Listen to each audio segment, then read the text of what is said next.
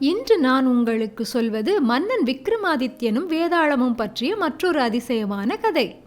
கதையின் பெயர் 3 சிறப்பு மகன்கள்.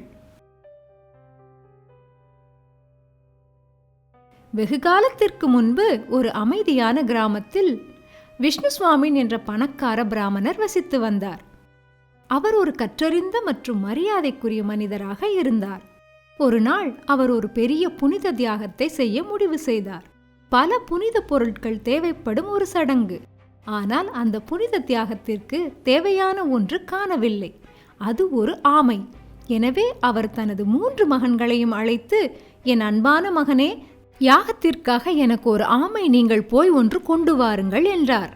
3 மகன்களும் ஒன்றாக புறப்பட்டனர். அவர்கள் ஆறுகள், குளங்கள் ஆகியவற்றில் தேடினர்.